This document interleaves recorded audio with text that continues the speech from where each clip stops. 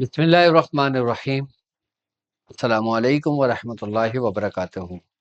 میں اپنے تمام معزز اپنے ہم سفر ساتھیوں کو،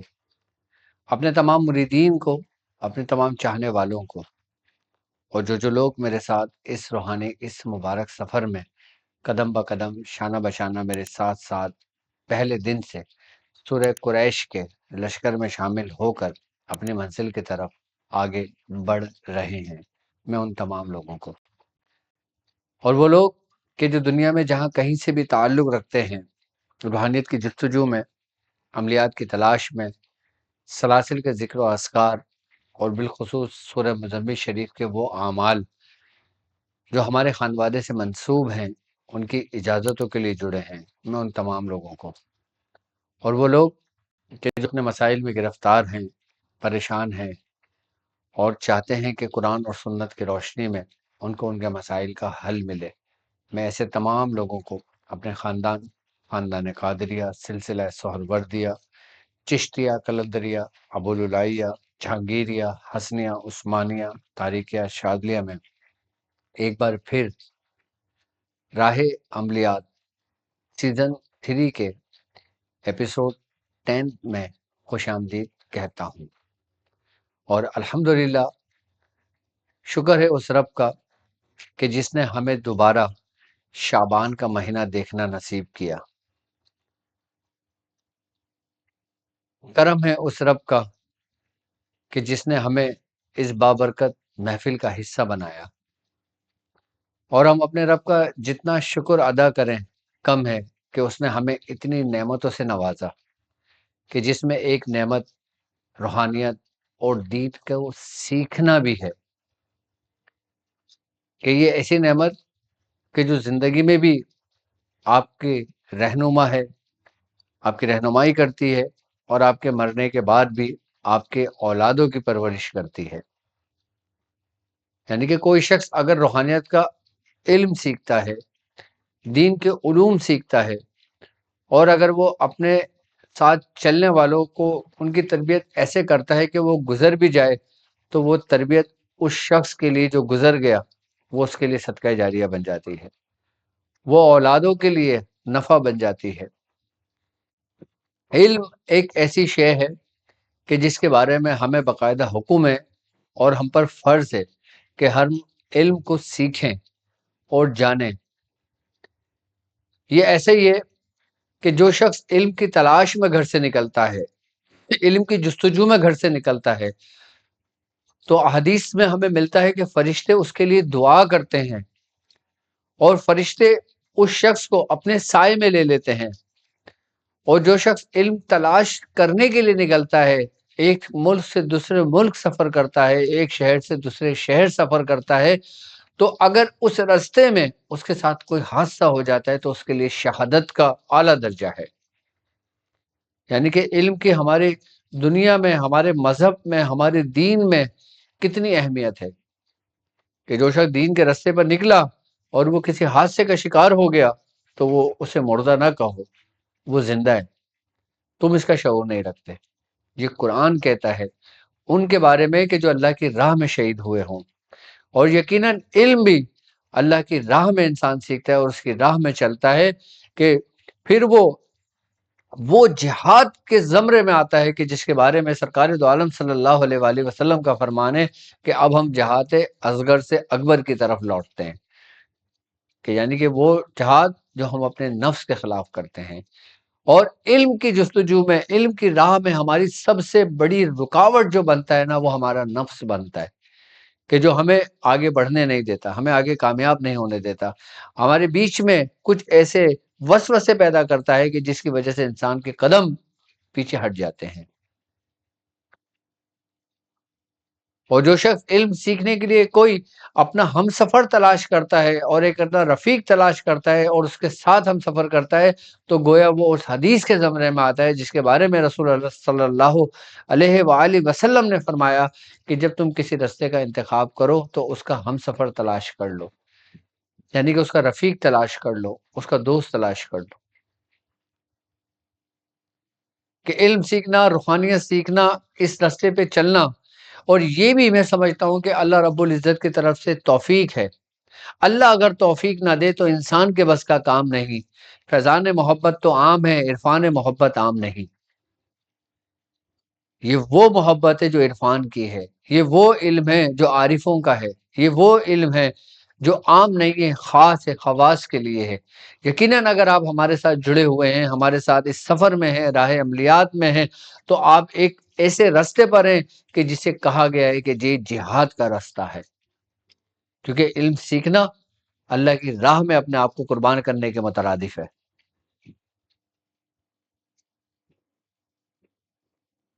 اور جو لوگ اخلاص کے ساتھ، توجہ کے ساتھ، اور بالخصوص اس ماہ مبارکہ میں یہ جو ہمارا سفر، ہمارا کارواں جو چلتا ہے، اور بالخصوص ان مبارک مہینوں میں چلتا ہے کہ جس کی عظمت، کہ جس کی فضیلت تمام مہینوں پر اس کو فوقیت ہے، افضلیت ہے، کہ یہ افضل ہے مہینے رجب، شعبان، رمضان کے اور دوسرے مہینوں پر. حدیثوں میں ہمیں ملتا ہے، اولیاء کاملین سے ہمیں ملتا ہے کہ جس طرح صلی اللہ علیہ وآلہ وسلم کا فرمان عالی شان ہے. آپ نے فرمایا جس کسی شخص نے شعبان کے مہینے میں نصف شعبان کو زندہ کیا، اس کا نام اللہ رب العزت کے مقربین بندوں میں لکھا جائے گا. نصف شعبان کو زندہ کرنے سے مراد ہے کہ اس شب میں عبادت کی انتہا کرنا، کثرت سے دعائیں کرنا، کثرت سے رب سے مانگنا، اپنے گناہوں کی تلافی کرنا، اپنے رب کو پانا، اس کے روبرو حاضر رہنا، یہ شعبان کا برکت ہے. رسول خدا صلی اللہ علیہ وآلہ وسلم کا فرمان ہے، آپ نے فرمایا ہے کہ 5 وقت کی دعائیں اللہ تعالیٰ کبھی رد نہیں کرتا، جس میں ایک نصف شعبان کی بھی شب ہے. کہ یعنی کہ نصف شعبان جو اب قریب آنے والا ہے، جس کو 15 شعبان کہتے ہیں، اس شعبان کے اندر اگر کوئی شخص عبادت کرتا ہے تو گویا ایسے ہی ہے کہ جیسے رسول اللہ صلی اللہ علیہ وآلہ وسلم اپنا اہتمام کیا کرتے تھے، اپنی دعاؤں کو طویل کر دیا کرتے تھے، اپنے رکوع کو طویل کر دیا کرتے تھے. تو یہ سنت نبوی ہے، اس دن عبادت کرنا اور اپنی دعائیں مانگنا. کیونکہ یہ وہ دن ہے کہ جس میں ہماری تقدیروں کے فیصلے کیے جاتے ہیں. یہ وہ دن ہے کہ جس میں ہمارے رزق کے معاملات طے کیے جاتے ہیں. یہ وہ دن ہے کہ جس میں موت و زندگی لکھی جاتی ہے. یہ وہ دن ہے کہ جس میں یہ لکھا جاتا ہے کہ کس پر کتنی انعامات، کتنی نعمات اس کو تقسیم کی جائیں گی. اور یہاں تک کو حضرت علامہ علی قاری رحمۃ اللہ علیہ بزرگ ہیں، آپ فرماتے ہیں کہ شب برات جو ہے نا، یہ فرشتوں کی عید کا دن ہے. تو ہم الحمدللہ ہمارا کارواں، ہمارا سفر اس مبارک مہینے میں داخل ہو چکا ہے کہ جس میں پڑھنا، جس میں لکھنا، جس میں کرنا. لکھنے سے مراد ہم نقش کی تعلیمات کر رہے ہیں، ہم نقش کی زکوٰۃ ادا کر رہے ہیں، ہم کلام الہی لکھ رہے ہیں، قرآن کی تفسیر لکھ رہے ہیں، ہم آیت کلام الہی پڑھ رہے ہیں، ہم سورہ مزمل شریف پڑھ رہے ہیں. یہ تمام کی تمام عبادتیں ہیں. جو کوئی شخص اس نیت سے اپنا قدم آگے بڑھاتا ہے کہ میں سورہ مزمل شریف پڑھتا ہوں، اس نیت سے بڑھاتا ہے کہ میں اللہ کی راہ میں اپنے آپ کو وقف کرتا ہوں، یعنی کہ اس کا علم سیکھتا ہوں، تو اس کا چلنا پھرنا، اٹھنا بیٹھنا سب عبادت میں شامل ہو جاتا ہے. یہاں تک کہ بزرگ فرماتے ہیں کہ کوئی اللہ کی راہ میں علم سیکھنے کی نیت سے نکلتا ہے، جب وہ نیت کرتا ہے تو اس کا سونا بھی عبادت میں ہوتا ہے. یعنی کہ ایک عالم کا سونا یہ بھی عبادت ہے. ایک عام شخص کہ جب کوئی اس مہینے میں عبادت کرتا ہے، ریاضت کرتا ہے، تو وہ بھی عالم کی صف میں کھڑا ہو جاتا ہے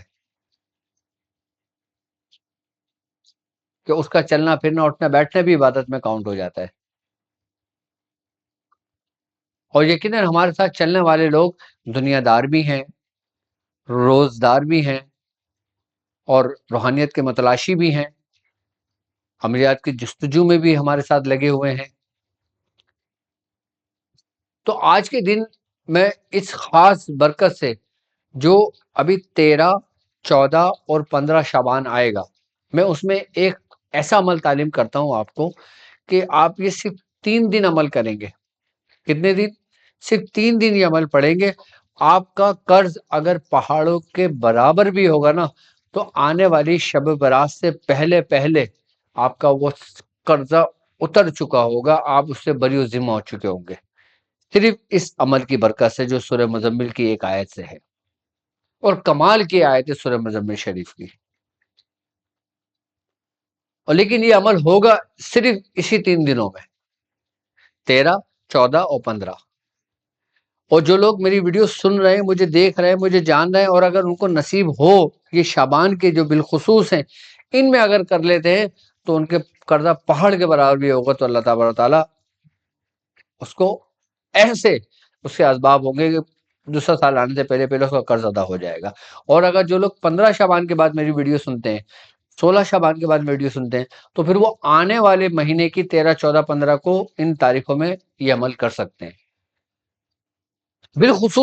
بالخصوص شعبان کا قرض ادا کرنے کے لیے یہ عمل آپ کے لیے لاجواب ہے. اب وہ قرضہ جو آپ کا چاہے 1000 روپے کا ہو، وہ قرضہ چاہے آپ کا کروڑوں میں اربوں میں ہو، آپ دیکھنا اس عمل کی برکت سے کہ 3 دن آپ یہ عمل کرو گے اور 3 دن اس عمل کی برکت سے آپ کا قرض ادا ہو جائے گا. یہاں تک کہ اگر 70 سرخ اونٹوں کے برابر بھی آپ کا قرض ہو نا تو وہ بھی ادا ہو جائے گا. اللہ تعالیٰ ایسے سبب پیدا کر دے گا اس پورے سال میں. صرف اس وجہ سے، اس کی وجہ ہے، اس کی برکت ہے. دیکھو اللہ رب العزت کو جو رب الارباب ہے، جو ہماری جانوں کا مالک ہے، جو ہماری روحوں کا مالک ہے، اس کو پسند ہے کہ میرا بندہ مجھے کس طرح پکارتا ہے. یوں تو جس نام سے بھی پکارو سب نام اسی کے ہیں، لیکن کچھ نام ایسے ہیں کہ جس کی پکار سن کر باقاعدہ طور پہ وہ لبیک کہتا ہے. کہ جیسے حدیث میں ہے نا کہ جو شخص ربنا کہتا ہے، یعنی کہ اے میرے رب، پھر وہ ربنا ربنا کہتا ہے، پھر وہ ربنا ربنا ربنا کہتا ہے، تو رب اس کو پکار اٹھتا ہے کہ میرے بندے مانگ مجھ سے کیا مانگتا ہے. یہ حدیث کے الفاظ. کیوں؟ کیونکہ رب کو پسند ہے اس نام کو پکارنا. اور سورہ مزمل کی وہ آیت کہ جس میں ذکر ہی اس چیز کا ہے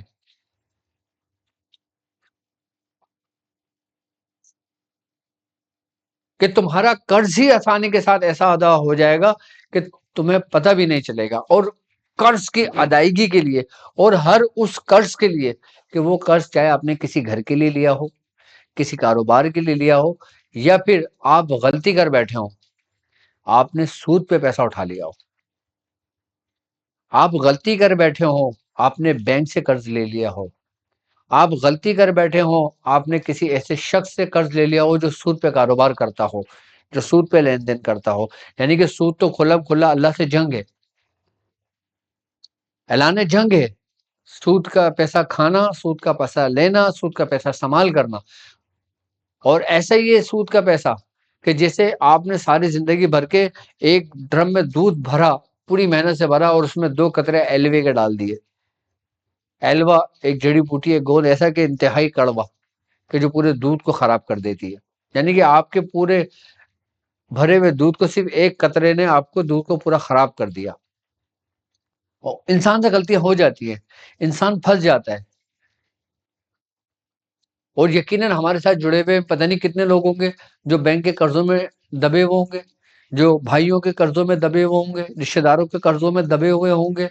کسی نے اپنی بہن کی بیٹی کی شادی کے لیے قرض لیا ہوگا، کسی نے گھر کے لیے قرض لیا ہوگا، کسی نے گاڑی کے لیے قرض لیا ہوگا.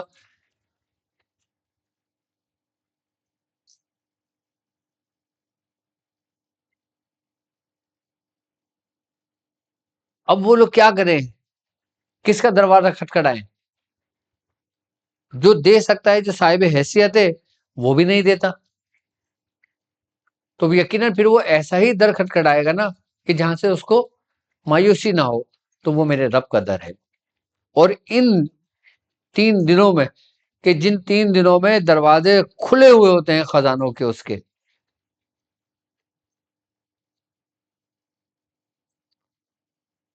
قرض ایک سمجھ لو کہ اگر یہ چڑھ جائے نا تو یہ ایک عذاب کی طرح ہوتا ہے انسان کے لیے. اسی لیے سرکار دو عالم صلی اللہ علیہ وآلہ وسلم کا فرمان ہے کہ اگر تم جب کسی کو کوئی قرض دو اور وہ قرض نہ لوٹا سکے تو اس کے ساتھ نرمی سے پیش آؤ، اس کو ٹائم دو، اس کو وقت دو. اور اس کا ازالہ ہوتا رہتا ہے انسان. تو اب آپ نے قرض تو لے لیا، اب آپ کے رستے نہیں بن رہے، اب آپ پریشان ہیں، کاروبار بھی نہیں چل رہا، کاروبار میں بھی برباد ہو چکا ہے، سب کچھ ڈوب چکا ہے، تو اب اس صورت میں کیا کرے بندہ؟ اس صورت میں 3 دن اپنی کوشش کرتا رہے، جو دنیاوی اعتبار کی کوشش ہے، اور پھر یہ 3 دن ہی عمل کر لے۔ 3 دن کے اندر آپ دیکھنا 13، 14، 15 شعبان کو، اس مہینے میں ان تاریخوں میں یہ 3 دن ہی عمل پڑھ لے، انشاءاللہ تبارک و تعالیٰ اس کا قرض ادا ہو جائے گا۔ اب طریقہ کار کیا ہے؟ طریقہ کار سمجھ لیں کہ یہ 3 دن یہ ہے یوم ابیس کے کہلاتے ہیں یہ، اور ان 3 دنوں کی ہر مہینے کے اندر ان 3 دنوں کی بڑی اہمیت ہے۔ شعبان میں تو بہت ہی افضل ہے، بہت ہی اہمیت ہے، لیکن عام دنوں میں بھی ان 3 دنوں کی عام دنوں کی بنسبت اہمیت ہے، اور اگر بالخصوص ان 3 دنوں میں جمعہ آ جائے، جمعرات جمعہ آ جائے، تو وہ سمجھ لیں کہ آپ کے لیے ایک بونس ہے، سونے پہ سہاگا ہے۔ اب نہیں معلوم کہ شعبان میں اس 3 دنوں میں کون سے دن آئے، لیکن یہ 3 دن آپ کے لیے اہم ہے۔ آپ نے کرنا یہ کہ جب مغرب کے بعد تاریخ چینج ہوتی ہے، مغرب کے بعد جب تاریخ چینج ہوتی ہے، تو آپ نے مغرب اور عشاء کے درمیان ہی یہ عمل پڑھنا ہے، اور 3 دن اپنے آپ کو مخصوص کر لینا۔ اگر یہ کوئی وقت آپ کو کہیں جانے کا ہو نا، اب ترک کر دینا کہ نا بھائی جو بھی کام ہے 3 دن کے بعد کر لوں گا میں، اور صرف بہت زیادہ نہیں، آپ کو میکسیمم 15 سے 20 منٹ لگیں گے۔ آپ مغرب کی نماز سے فارغ ہوں، جب مغرب کی نماز سے فارغ ہو جائیں، آپ 2 رکعت نماز نفل پڑھیں، اور 2 رکعت نماز نفل آپ اس طرح پڑھیں، آپ نیت کریں، اور نیت کرنے کے بعد آپ 2 رکعت نماز نفل پڑھیں، اور پہلی رکعت کے اندر آپ نے سورہ فاتحہ پڑھنا ہے، اور آپ نے 1 مرتبہ سورہ مزمل شریف پڑھنا ہے، اور پھر دوسری اس میں رکعت میں آپ نے 1 مرتبہ سورہ فاتحہ پڑھنا ہے، اور پھر آپ نے 3 مرتبہ سورہ اخلاص پڑھنا ہے، اور آپ نے سلام پھیر لینا ہے، اور سلام پھیرنے کے بعد آپ نے اس نماز کو، اس کا اصال و ثواب، اس نفل کا آپ نے مولائے کائنات حضرت علی کرم اللہ وجہ الکریم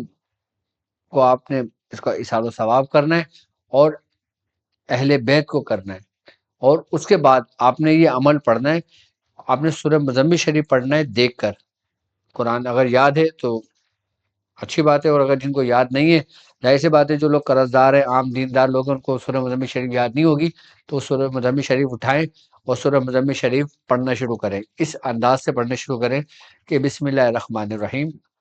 پورے سورہ مزمل پڑھیں۔ جب وہ اس آیت پہ آئیں وَأَقِیمُوا الصَّلَاةَ وَآتُوا الزَّکَاةَ وَأَقْرِضُوا اللَّهَ قَرْضًا حَسَنًا، اس پہ جب وہ آئیں گے آیت کے بعد، تو اس آیت کے 41 مرتبہ پڑھیں گے، 41 ٹائم اس آیت کو پڑھیں گے۔ 41 مرتبہ پڑھنے کے بعد جب یہ آیت پڑھ لیں گے، اس کے بعد پھر یہ دیکھیں آپ کی اسکرین پر عظیمت ہے، آپ یہ عظیمت دیکھیں۔ 41 بار جب یہ آیت پڑھ لیں گے، اس کے بعد پھر یہ عظیمت پڑھیں گے، اور دیکھیں پہلے آپ عظیمت سن لیں آپ۔ بسم الله الرحمن الرحيم. إلهي بحق هذه الآية الكريمة ونفحاتها العظيمة اقضي عني الدين وأقض لي العين وبارك لي في الرزق واجعلني من أهل الصدق. بسم الله الرحمن الرحيم. إلهي بحق هذه الآية الكريمة ونفحاتها العظيمة اقضي عني الدين وأقض لي العين وبارك لي في الرزق واجعلني من أهل الصدق.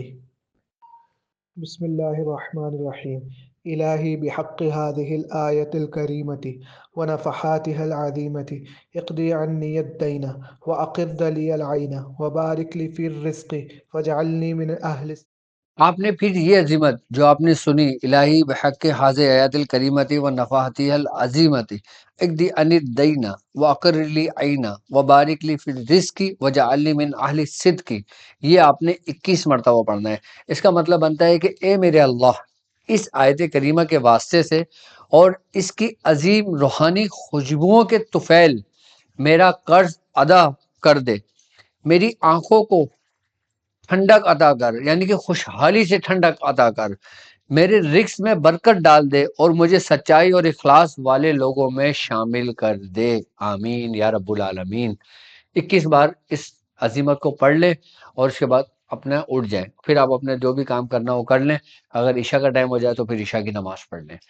13 کو اس طرح پڑھیں، 14 کو اس طرح پڑھیں اور 15 کو اس طرح پڑھ لیں۔ اب 2 رکعت نماز نفل میں اگر جن لوگوں کو سورہ مزمل شریف یاد نہ ہو تو وہ سورہ مزمل کی جگہ سورہ کافرون پڑھ سکتے ہیں، قل یا ایھا الکافرون، ایک بار سورہ کافرون اور 3 بار سورہ اخلاص پڑھ لیں۔ بہتر سورہ مزمل شریف ہے، اگر عام لوگ جو سورہ مزمل شریف جن کو یاد نہ ہو وہ نہیں پڑھ سکتے نماز میں تو وہ سورہ کافرون پڑھ لیں، سورہ اخلاص پڑھ لیں، اور پھر اس آیت کو 41 بار پڑھیں اور پھر اس عظمت کو 21 بار پڑھیں اور اپنے کام کو مکمل کریں اور پھر اپنے رب سے دعا کریں۔ 3 دن یہ عمل کر لیں اور پھر آنے والے سال میں مجھے انشاءاللہ دعا دیں گے، مجھے یاد رکھیں گے کہ ڈاکٹر صاحب نے ایک ایسا عمل بتایا تھا کہ جس کی برکت سے ہم سود سے نکل گئے، جس کی برکت سے ہم قرض سے نجات پا گئے، کہ جس نے ہماری کمر توڑی ہوئی تھی، جو ہمیں زمین تلے دبن کر دیا تھا، ہمارے کاروبار کو تباہ کر دیا تھا، وہ پھر سے آباد ہو جائیں گے انشاءاللہ اس عمل کی برکت سے۔ اور بالخصوص یہ عمل کمال کا عمل ہے، صرف اور صرف قرض کے لیے۔ آج کی ٹرانسمیشن عام لوگوں کے نام، کہ جو لوگ قرض کے تلے دبے ہوئے وہ اس کو عمل کریں، اور جو لوگ آپ کے عزیز و اقارب قرض میں مبتلا ہیں ان لوگوں کو اس نشر کو زیادہ سے زیادہ لوگوں کو بھیج دیں، سینڈ کر دیں، تاکہ تمام لوگوں تک یہ عمل میرا پیغام پہنچ جائے اور اس کی برکت سے وہ نجات پائے۔ باقی اس کے علاوہ www.drabdulwajidshadri.com ہماری ویب سائٹ ہے، آپ اس پہ سرچ کر سکتے ہیں، اور اگر آپ اپنے علاج کے سلسلے میں رابطہ کرنا چاہتے ہیں، استخارے کے سلسلے میں رابطہ کرنا چاہتے ہیں، اپوائنٹمنٹ لینا چاہتے ہیں تو اپوائنٹمنٹ کی ڈیٹس اس میں اویلیبل ہیں اور تاریخ بھی موجود ہیں، آپ اپوائنٹمنٹ لے سکتے ہیں۔ تو اب مجھے اجازت دیجیے اس بات پہ کہ آپ اپنا بہت خیال رکھیں گے۔ السلام علیکم ورحمۃ اللہ وبرکاتہ۔